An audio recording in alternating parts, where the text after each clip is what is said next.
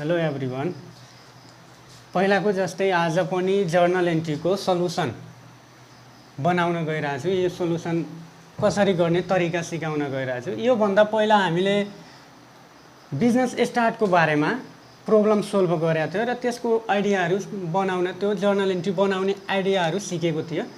आज हामी journal related to bank सम्बन्धी जर्नल एन्ट्री कसरी बनाउने, त्यो समस्या समाधान कसरी गर्ने, सोल्भ कसरी गर्ने भन्ने कुरा आज डिस्कसन गर्न गइरहेको छु। सबभन्दा फर्स्टमा हामीले जर्नल रिलेटेड टु बैंक र क्यास सम्बन्धी यो जर्नल रिलेटेड छ। यसमा दुईवटा पार्ट्स बनाएको छु म। फर्स्ट पार्ट्समा छ एउटा डिपोजिटवाला छ, अर्को विथड्रोवाला छ। विथड्रो भनेको झिक्नु, डिपोजिट भनेको जम्मा गर्नु है। ल फर्स्टमा हाम्रो के छ, cash deposit into bank. Cash deposit गरेको छ कहाँ, बैंकमा। अर्को के छ, cash paid into bank. Cash चाहिँ पेड गरेको छ कहाँ, बैंकमा। अर्को ओपन अकाउन्ट इन्टु बैंक। यो तीनवटै कुरा सिमिलर छ। सिमिलर भनेको यो तीनवटैको एउटै जर्नल एन्ट्री बन्छ। हामीले क्यास डिपोजिट गर्न गइरहेछौँ, कहाँ गर्न गइरहेछौँ भने बैंकमा। अर्को क्यास पेड इन्टु बैंक, फेरि क्यास कहाँ पेड गरिरहेछौँ हामी, बैंकमा। अर्को ओपन खाता account, open account in bank, खाता खोलिरहेछौँ कहाँ, बैंकमा है। यसको मोडल के छ, हामी बैंकमा डिपोजिट गरिरहेछौँ भने बैंकले के गरिरहेछ, प्राप्त गरिरहेछ क्यास। त्यही भएर बैंकलाई के गरेको छु, डेबिट। अर्को टु क्यास एकाउन्ट, क्रेडिट कसलाई गर्ने, क्यासलाई गर्ने। Bank account DR to cash account. यो हाम्रो कस्तो रिलेटेड छ, cash deposit into bank, cash paid into bank, open account in bank. Question एकदम यसरी नै दिन्छ, यसमा केही चेन्ज गर्दैन। यस्तो खालको क्वेसन छ भने हामीले जर्नल ढुक्क भएर बनाउनु पर्छ के, bank account DR to cash account. अब यसको अर्को पार्ट के छ, यो त हामीले बैंकमा जम्मा गर्न गइरहेको बेला कसरी बनाउने त्यो थियो। यो अब के छ भने पैसा बैंकबाट नगद क्यास प्राप्त गर्दा झिक्दा कसरी बनाउने भनेको, cash received from bank. Cash हामी प्राप्त गरिरहेछौँ, रिसिभ गरिरहेछौँ, कहाँबाट गरिरहेछौँ भने बैंकबाट। कसले दिइरहेछ, बैंकले दिइरहेछ।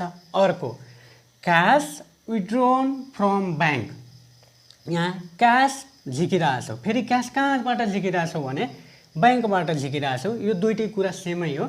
नेपालीमा भन्नुपर्दा नगद बैंकबाट प्राप्त गर्दा। यस्तो खालको क्वेसन छ भने यस्तोलाई कसरी बनाउने, एकदम अपोजिट। डिपोजिट गर्दा बैंकलाई डेबिट र क्यासलाई क्रेडिट, र विथड्रो गर्दा क्यासलाई डेबिट र बैंकलाई क्रेडिट गर्ने, उल्टो गर्ने। माथिको एकदम उल्टो। माथि bank account DR to cash account थियो, अब के गर्ने, बैंकलाई क्रेडिट गर्ने र क्यासलाई के गर्ने, डेबिट गर्ने भनेको cash account DR to bank account, यसरी गर्ने। अब यसमा पनि धेरै जसो कन्फ्युजनहरू आइरहन्छ। कुनमा यो cash received from bank yeah cash withdraw from bank, यस्तोमा एक दुईवटा कन्फ्युजनहरू छ। कस्तो खालको कन्फ्युजन भने यो तल ड्रइङवाला। अब ड्रइङ कसरी बुझ्ने, यदि हामीले क्यास रिसिभ गरेको छौँ भने यसमा पनि ड्रइङ खालको क्वेसन आउँछ। त्यो ड्रइङ कसरी आउँछ, कुन बेला आउँछ, त्यो म यहाँ सिकाएको छु। तल दुईवटा छ, एउटा बिजनेस युज छ, बिजनेस युजलाई अर्को अफिस युज पनि भनेर बुझ्न सकिन्छ। यो बिजनेस युज भयो र अर्को अफिस युज भयो। अब त्यसपछि यो साइडमा पर्सनल युज छ, डोमेस्टिक युज छ, प्राइभेट युज छ, अर्को प्रोप्राइटर युज छ, ओन युज, ओनर युज है। यो व्यक्तिगतको लागि भयो। हामीले क्यास प्राप्त गरिरहेछौँ, झिकिरहेछौँ, के को लागि, व्यक्तिगतको लागि, व्यक्तिगत युजको लागि। यो हाम्रो के को लागि भइरहेछ, बिजनेसको लागि भइरहेछ, अफिस युजको लागि भइरहेछ। अब कुनमा ड्रइङ लेख्ने, कुनमा नलेख्ने भन्ने कुरा यहाँ सिकाएको छ। यदि क्वेसनमा पर्सनल युज लागेको छ, डोमेस्टिक युज लागेको छ, प्राइभेट युज लागेको छ या प्रोप्राइटर ओनर युज लागेको छ भने त्यति बेला ड्रइङलाई डेबिट गर्नुपर्छ र ब्याङ्कलाई के गर्नुपर्छ क्रेडिट गर्नुपर्छ कहाँ चेन्ज गर्ने यदि यो वर्डहरूबाट कुनै एउटा युज भएको छ भने यो क्यासको ठाउँमा ड्रइङलाई डेबिट गर्नुपर्छ यो क्यासलाई के गर्नुपर्छ लेख्नु पर्दैन यो क्यासको सट्टामा के लेख्ने ड्रइङ लेख्ने कुन बेला जुन बेला personal use private use domestic use हुन्छ त्यति बेला अर्को यदि बिजनेस युज क्वेसनमा बिजनेस युज छ या अफिस युज छ भने त्यति बेला ड्रइङको एन्ट्री हुँदैन त्यति बेला ड्रइङलाई डेबिट नगर्ने के गर्ने cash account DR to bank account यसमा के गर्छ ड्रइङले इफेक्ट गर्दैन बिजनेस युजले या अफिस युज छ भने यसमा ड्रइङको मतलब हुँदैन यसमा ड्रइङको युज हुँदैन एकदम पहिला जस्तै बनाइने cash account DR to bank account र यो सबै मोडेलहरूलाई हामीले यहाँ इक्जाम्पल दिएर बताउन गइरहेछौँ सबैको इक्जाम्पल एकदम बुझ्ने गरी इक्जाम्पल दिएको छौँ सबैजनाले एकचोटि यहाँ हेर क्यास डिपोजिट इन्टु ब्याङ्क हामीले क्यास डिपोजिट गरेको छौँ जम्मा गरेको छौँ कहाँ जम्मा गरेको छौँ भन्ने ब्याङ्कमा कति 50,000 डिपोजिटवाला मोडल के छ डिपोजिट छ यहाँ डिपोजिट लागेको छ क्यास हामीले डिपोजिट गरेको छौँ कहाँ डिपोजिट गरेको छौँ भने ब्याङ्कमा डिपोजिटवाला यहाँ छ हाम्रो डिपोजिटवालाको मोडल के छ bank account DR to cash account हामीले फेरि यहाँ क्यास डिपोजिट गरेको छौँ ब्याङ्कमा भने यहाँ के बनाउने ए नम्बरमा छ भने डेट नम्बरमा ए नम्बर लेख्ने अनि 1 नम्बर लेख्ने यसमा ब्याङ्कमा डिपोजिट गरिरहेछौँ भने bank account DR to cash account amount कति छ 50,000 डेबिटमा ब्याङ्क डेबिट छ भने डेबिटमा 50,000 अर्को क्यास क्रेडिट छ भने क्रेडिटमा 50,000 अनि ड्रइङ लेख्दाखेरि नाइरेसन लेख्दाखेरि बिङ लेख्ने फर्स्टमा अनि क्वेसन सबै सार्दिने अमाउन्ट मात्र छोड्ने क्वेसन जे छ क्वेसन त्यही सार्ने यसमा केही टेन्सन लिनु पर्दैन बिङ के छ question cash deposited into bank लेख्ने यहाँ क्यास डिपोजिटेड इन्टु ब्याङ्क भयो 1 नम्बरको सल्युसन भयो है अब अर्को 2 नम्बरमा के छ cash paid into bank cash paid गरेको छ कहाँ गरेको छ भने ब्याङ्कमा क्यास डिपोजिट गरेको छ ब्याङ्कमा अर्को यो के छ क्यास कहाँ गरेको छ पेड ब्याङ्कमा भने ब्याङ्कलाई के गर्ने डेबिट गर्ने फेरि सेम पहिला जस्तै bank account DR to cash account यसको अमाउन्ट कति छ 10,000 ब्याङ्क डेबिट छ डेबिटमा 10,000 क्रेडिट छ क्रेडिटमा 10,000 फेरि बिङ दिने अमाउन्ट छोडेर क्वेसन सार्दिने है अनि फेरि तल एउटा लाइन गर्ने अर्को 3 नम्बरमा जाउँ 3 नम्बरमा के छ अब हेर्नु क्यास रिसिभ्ड फ्रम ब्याङ्क है कति छ आरएस 25,000 क्यास रिसिभ गरेको छ कहाँबाट ब्याङ्कबाट रिसिभ्डवाला यहाँ आयो क्यास रिसिभ गरेको छ कहाँबाट ब्याङ्कबाट भने यसको मोडल के छ क्यास रिसिभ गरेको छ भने क्यासलाई डेबिट र ब्याङ्कलाई क्रेडिट माथिको एकदम उल्टो भनेको 2 नम्बर बनाइसकेपछि 3 नम्बरमा छ हाम्रो ओपन अकाउन्ट इन ब्याङ्क हामीले ब्याङ्कमा के गरिरहेछौँ भने खाता ओपन खाता गरिरहेछौँ भने ब्याङ्कमा खाता खोलिरहेछौँ भने हामीले क्यास पहिला राख्नुपर्छ भनेको पेड गर्नुपर्छ कहाँ ब्याङ्कमा सेम पहिला जस्तै भइसक्यो पनि यसमा पनि के गर्ने ब्याङ्कलाई के गर्ने डेबिट गर्ने bank account DR to cash account फेरि क्वेसनमा बिङ लगाउने अनि सबै सार्दिने नाइरेसनको लागि टेन्सन लिनु पर्दैन अमाउन्ट कति छ यहाँ 15,000 छ ब्याङ्क डेबिट छ भने डेबिटमा 15,000 अर्को क्यास क्रेडिट छ भने क्रेडिटमा 15,000। अब 4 नम्बरमा के छ cash receive from bank RS 25,000।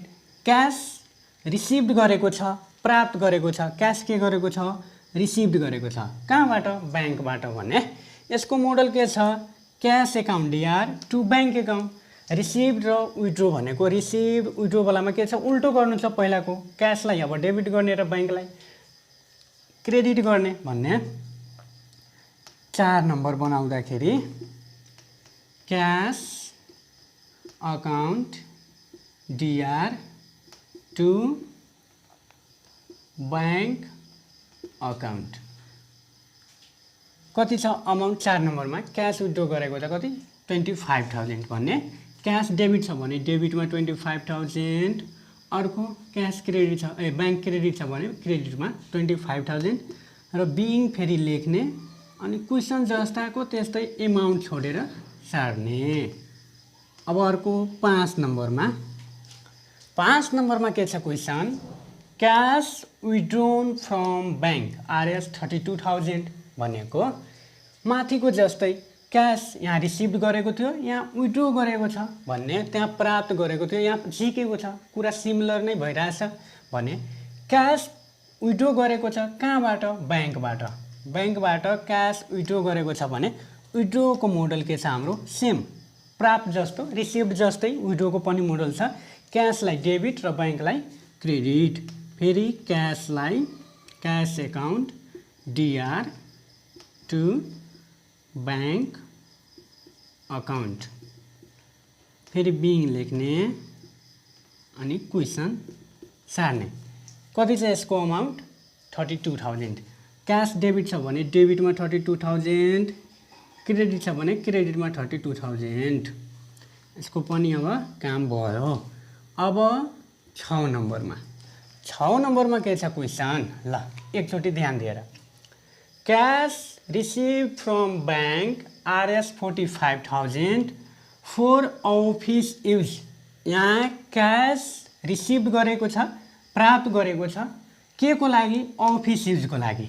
यहाँ कन्फ्युजन नहुने किनकि यहाँ के छ अफिस युज छ अफिस युजले केही इफेक्ट गर्दैन यहाँ अफिस युजले केही इफेक्ट गर्दैन यसले ड्रइङ लाउँदैन यसमा ड्रइङ आउँदैन भनेको जस्ताको त्यस्तै इफेक्ट नगर्नु भनेको जस्ताको त्यस्तै सार्ने भनेको हामीले पहिला जुन विथड्रोवाला हैन रिसिभवाला यहाँ जुन रिसिभडवाला मोडल छ त्यही मोडल बनाउने क्यास एकाउन्ट या टु बैंक एकाउन्ट यसमा अफिस युजले या बिजनेस युजले कुनै इफेक्ट पार्दैन भन्ने।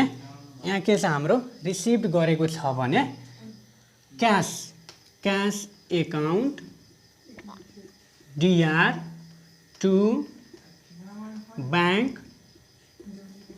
अकाउन्ट अमाउन्ट कति छ 45,000 डेबिटमा र 45,000 क्रेडिटमा बिइङ लेख्ने त्यसपछि क्वेसन सार्ने। अर्को 7 नम्बरमा के छ हेर्ने ध्यान दिएर यहाँ फेरि केही छ cash withdrawn from bank RS 55,000 for private use domestic use personal use proprietor use छ भने पर्सनल युजको लागि युज गरेको छ भने विथड्रो गरेको छ भने त्यस्तो सिचुएसनमा के आउँछ ड्रइङ आउँछ र ड्रइङलाई के गर्नुपर्छ डेबिट गर्नुपर्छ। यहाँ क्वेसनमा प्राइभेट युज छ हो private use personal use domestic use proprietor use छ भने त्यति बेला के गर्नुपर्छ ड्रइङलाई डेबिट गर्नुपर्छ र बैंकलाई क्रेडिट गर्नुपर्छ भनेको drawing account DR to bank account being लेख्ने अनि त्यसपछि क्वेसन सार्ने भनेको ड्रइङ बेलामा के गर्नुपर्छ क्यास नलेखेर क्यासको सट्टामा के लेख्नुपर्छ ड्रइङ लेख्नुपर्छ। क्यास एकाउन्ट डिआर छ भने क्यासको सट्टामा के लेख्नुपर्छ ड्रइङ एकाउन्टलाई डेबिट गर्नुपर्छ र बैंकलाई क्रेडिट गर्नुपर्छ। यसको अमाउन्ट कति छ यहाँ 55,000 55,000 डेबिटमा र 55,000 क्रेडिटमा।